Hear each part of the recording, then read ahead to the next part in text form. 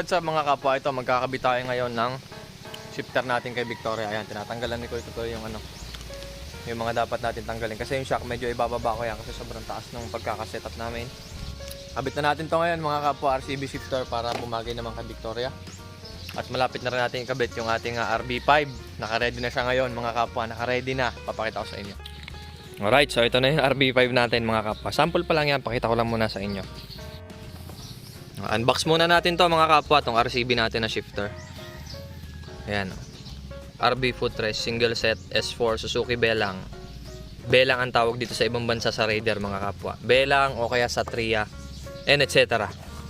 Ayan. Meron tayo ditong candy, silica gel, joke lang, di candy, bawal kainin. Libreng keychain, silica gel again. Ating apakan, lagay mo natin sa gilid, apakan yung ating sigurado ako nasa likod to, bandang likod. Diyan ka muna, yan siya. Ito yung pinakang magkakabit sa ating shifter. Ngayon mga kapwa, nagawa natin ng paraan. Yung sinasabi ko sa inyo na hindi ko maikabit, papakita ko sa inyo yun mamaya. Ito so puzzle to mga kapwa, isipin ko pa paano ito ikakabit.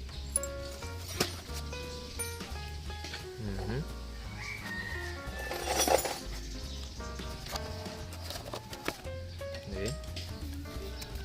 Ang pinakang tapakan at ang pinakang lever. Shoutout sa East Precision, doon natin siya nabili mga kapwa. Nakalimutan ko na naman yung presyo. Ayan yung presyo. Yan, meron tayong manual dito sa tamang-tama. Mga stickers. Ito. Sa ano to? Sa brake to, kung hindi ako nagkakamali. Kasi niaangat yung brake pero kailangan natin ng bended pa rin na kicker. Meron ba? Mga bracket. And mga tornilyo. Ayun, nalaglag pa. Nalaglag pa. Ayan, ito yung mga laman niya. Oh. Ayan oh. Ito yung sinasabi ko sa inyo mga kapwa na dahilan kung ba't di natin siya may kabit. Papakita ko sa inyo yung diskarte natin na ginawa o yung gagawin natin na paraan para maikabit natin. Ito, kinabit ko na to kanina. Ayan o, yung allen na yan. So, ito mga kapwa, ito yung nakakabit na tornilyo dun sa shifter ko. Sa left side, ayan. Ito yung nakakabit na tornilyo. Ngayon, ang tornilyo ng RCB ay ganito. Mas mapayat siya. Diba? So, ang ginawa ko, bumili ako na ito mga kapwa, available to sa Shopee. Search nyo na lang, anong ang tawag dito, insert thread, ganon. Basta yung keyword na yon, thread insert, ganon. Ang mangyayari dito, ito ang papasok dun sa loob ng butas. Siya yung magsisilbing thread. Siya yung magsisilbing thread nito. So, parang ganito siya, papasok mo siya dun sa butas na original, yung pinapasukan nito. Papasok mo to. Tapos, ito ngayon yung magiging thread nung ating tornilyo ng RCB. Yan. 'Di ba? So, problem solved na tayo. Kakabit na natin 'to mga kapwa. May bago akong tornilyo dyan, boy, dalawa. Dito sa manubela, di ba? Ito lagay mo sa LDA. Ayos daw, Dan. Papunta ka na to. Uy, uy.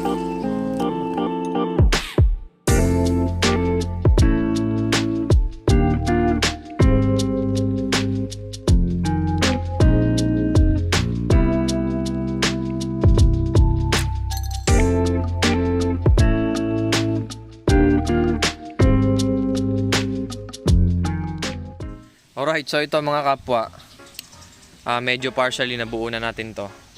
Itong RCB natin na shifter, ayan, medyo nabuo na natin. Tuturuan ko na lang kayo sa susunod na video mga kapwa dahil kahit kami nahirapan din dito.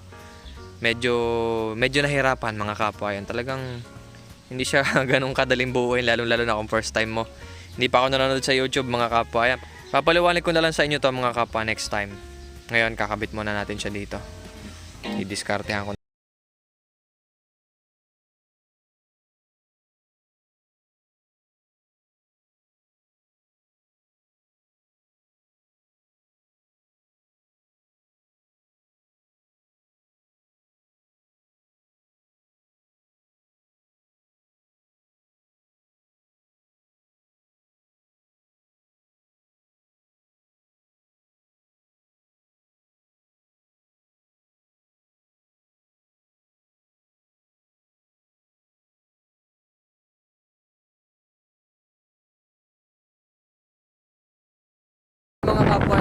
sa kapatid ko. Ayan, tsaka shoutout kay Miko. Ayan, shoutout sa'yo Miko. Lagi napunta doon sa amin eh.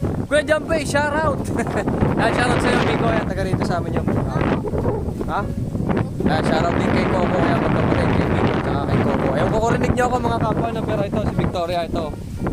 Ayan, nakakabit na yung shifter. Yung shifter niya mga kapwa, ayan, nahirapan tayong ikabit to mga kapwa. Kaya yung full tutorial, ituturo ko na lang sa mga susunod na video sa'yo. Tuturo ko na lang sa inyo sa mga susunod na video. Sa ngayon mga kapwa, ito naka-install na ng maayos. Meron tayong preno, meron din tayong brake light. Ito, papakita ko sa inyo yung brake light natin. Ito. O, diba, gumagana rin siya. Kompleto rin pala to. Akala ko kailangan ng hydraulic pero hindi na. O, shoutout din mga kapwa yan. Adriatico, Tiger Collection. Angas na ito mga kapwa. Ito yung likod. Paano ko ba papakita yun? Ewan ko kung nakita. So yun mga kapwa, napakaangas din naman. Tsaka ang ganda. Ayan o, talaga napakasimple niya mga kapwa. Kung makikita nyo, sobrang linis. Hindi naman sobrang linis kasi madumi naman talaga yung motor ko. Pero ang linis yung setup mga kapwa. Ayan o, RCB. S4 yan, RCB mga kapwa. Single shifter lang. Ayan o. Ang linis yan tingnan ngayon. O diba? Mas malinis yan tingnan compared dun sa stock.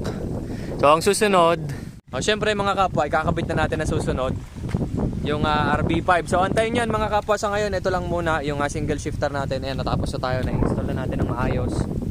Sobrang nahihirapan talaga kami pagkakabit nito dahil may mga washer pa kami pinaglalagay dito. Take note mga kapwa sa mga naka-carb type, o siguro sa pagkakataon ko lang, hindi siya plug and play dahil may ginawa pa kami, may kinalangan kaming washer dito. Tuturo ko na lang sa inyo sa mga susunod na video. So ito mga kapwa, nakita nyo na ngayon yung setup ni Victoria na naka-shifter na. Ayan, naka-S4 na shifter na siya ngayon. Ang susunod naman ay yung RB5 na ready na namin, install na rin natin. So antayin yung susunod na video mga kapwa. Maraming salamat sa solid support. Ride safe and keep safe everyone. Bye-bye.